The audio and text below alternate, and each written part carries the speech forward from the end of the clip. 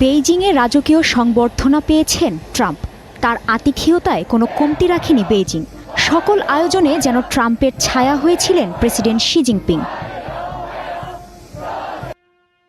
বেইজিংয়ের great হলে রাজকীয় নৈশভোজ, ঐতিহাসিক টেম্পল অফ হেভেন, ঝোংনানহাই কমপ্লেক্সের সুরক্ষিত বাগানে সময় কাটানো এবং বর্ণাঢ্য বিদায় পর্ব। নজরকাড়া এই সফরের চোখ ধাঁধানো আয়োজনের পর এবার প্রশ্ন, ডিল মেকার হিসেবে পরিচিত ট্রাম্পের বেইজিং সফরের অর্জনটা কি? এয়ারফোর্স ওয়ান থেকে নামার পরে ট্রাম্পের ভাষায় তার এই সফর দারুণ সফল।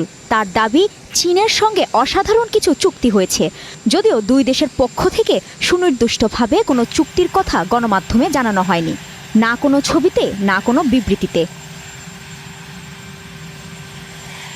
তবে একটি বিষয়ে সমঝোতা চূড়ান্ত হয়েছে, তা হলো যুক্তরাষ্ট্রের 200 বোয়িং বিমান কিনছে চীন। এই সংখ্যা 750 পর্যন্ত পৌঁছতে পারে। এতেই খুশি ট্রাম্প। ট্রাম্পের দাবি, ইরানকে সামরিক সহযোগিতা না করার প্রতিশ্রুতি দিয়েছে চীন। পাশাপাশি তারা সংঘাত বন্ধে সহায়তার প্রস্তাবও দেয়। হরমুজ প্রণালী খোলা রাখতেও একমত চীন।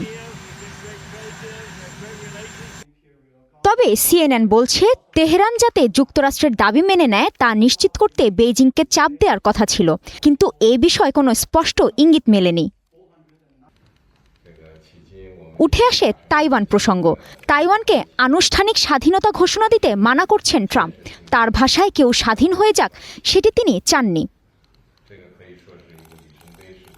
চীনা গণমাধ্যমগুলো বলছে, দুই প্রেসিডেন্ট আগামী 3 বছর এবং পরবর্তী সময়ের জন্য একটি নতুন ভিশনে একমত হয়েছেন, যেটির লক্ষ্য দুই দেশের সম্পর্কের স্থিতিশীলতা, টেকসই উন্নয়ন ত্বরান্বিত করা এবং বিশ্বের আরও বেশি শান্তি, সমৃদ্ধি